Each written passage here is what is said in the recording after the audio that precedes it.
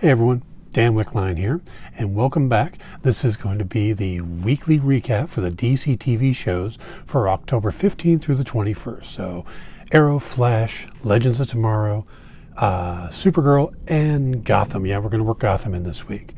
All right, so we're going to do this quick. We're going to hit the highlights, a couple comments, and we're out. So this is just your recap if you didn't get a chance to watch the shows. All right, here we go. Starting off with Supergirl and her battle with Psy, a villain whose name pretty much says it all right there. Psy taps into people's worst fears, and turns out the Girl of Steel's fears that she sent Mon-El to his death. Now Lena Luthor comes to Catco, where she's bound to cause a lot of drama between her and James and, of course, Kara.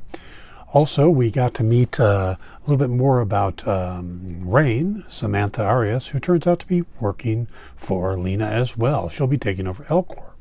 Now, the biggest thing that comes out of it was a last-minute call or mental image from Morgan McGann Moores telling John Jones he needs to get to Mars. Well, it turns out from the previews we know the reason. His daddy's there. That's right.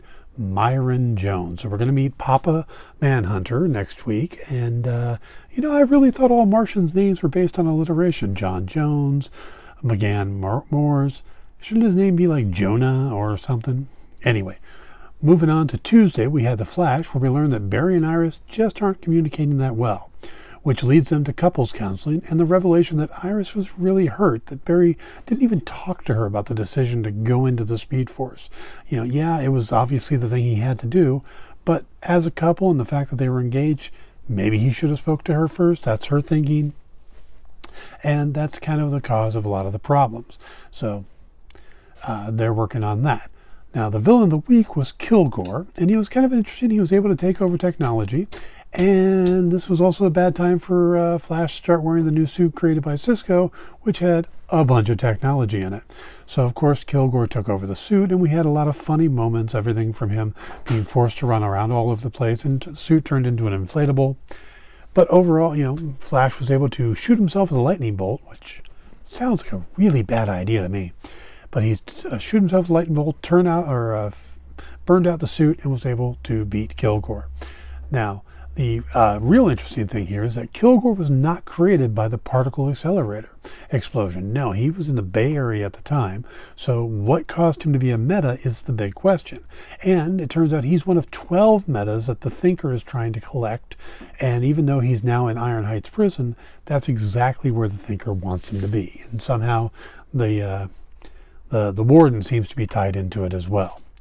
Now, after that, we got Legends of Tomorrow, where we got to meet P.T. Barnum in his traveling circus, where he had a saber-toothed tiger with about, a couple 100,000 years or whatever, 100 years past when it should have been around. 1,000 years, not 100,000. I know enough about that. But we also got to see that Ray Palmer has created a shrink ray, which he refuses to call a shrink ray. And we got a Titanic reunion between Billy Zane and Victor Garber and a couple Titanic Easter eggs. Amaya returned to the crew, having lost control of her powers, and the team discovered that Rip Hunter has been hiding something, and there's a big bad coming that even the Time Bureau is afraid of, which made the team bust out laughing, which I thought was kind of a cool scene and goes with the theme of the series.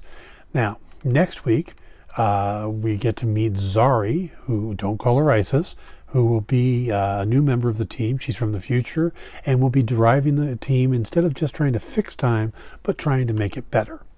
Now, after that, let's move on over to Fox, where Gotham appeared, and what an episode that was. It was just absolutely crazy.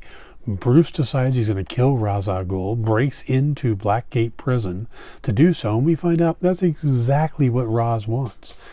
Meanwhile, Sophia Falcone seems to be trying to seduce the Penguin, and the Riddler makes a new friend. Yep, used to be Butch Gilzine, now he's Solomon Grundy. And somehow in the whole transformation, he ends up being dropped into Slaughter Swamp, floats into some toxic chemicals, comes out pasty white with more hair than he went in. That's a neat part. Anyway, Gordon and Alfred try to get to Blackgate to stop Bruce from killing Ra's, but too late, already been stabbed. So they have to talk Bruce into not giving up his hope and not giving up the whole thing. He was going to burn that suit Fox gave him. Lucius Fox gave him. That would have been a bad thing. That was kind of a cool suit. Not quite the bat suit, but it's getting there. And the real big question left is, Roz and Barbara Keene touched through glass, but a little light went through and Barbara felt something. So what the hell did Roz do to Barbara Keene? That's going to be a question. And then finally for the week, we have Arrow back on the CW. Oliver comes out first thing and says, "I'm not the Green Arrow." Hell, that could have been Bruce Wayne, which is a nice name drop for Batman. And he loses 4 Markovian businessmen to Anatoly, who's back. He's no longer with the Bratva, though. He's kind of working on his own, trying to rebuild his name and prove that he's not weak because of his connection to Oliver.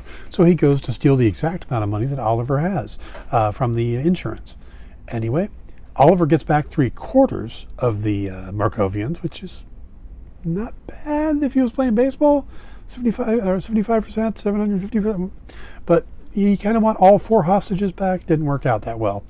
Anyway, but Anatoly proves, hey, I'm not a bad guy. If I was a bad guy, I would have come after your son. Think about that. So Anatoly is a good guy. Anyway, John Diggle figures out, yeah, I probably shouldn't be in the field anymore. I can't seem to shoot straight, and I almost get Black Canary killed. So he goes to about to say, hey, Oliver, I need to come out of the field, except Oliver is there, now worried about making his son, William, an orphan, and tells John, I can't do this anymore. I have to be there for my son. Not like you don't have to be there for your son, but hey, let's not talk about that. Anyway, I have to be there for my son, so I want you to be the new symbol, you to be Green Arrow. So instead of saying, Oliver, I can't be in the field anymore, he goes, absolutely, I'll be the new Green Arrow. And that's what we're going to get next week.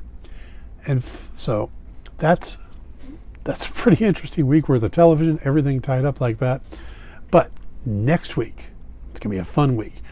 John and Kara go to Mars and we meet Daddy Manhunter. Barry has a rash of bad luck as we're introduced to Hazard. The Legends recruit a hacktivist in Zari. Professor Pig comes to Gotham. That's probably the newest villain that they're introducing. And Diggle becomes the Green Arrow and has to lead the team, who seem to be a little less than thrilled about it. So that's going to be the week for next week. Tune in to the shows, and I will talk to you guys next weekend. Have a good one.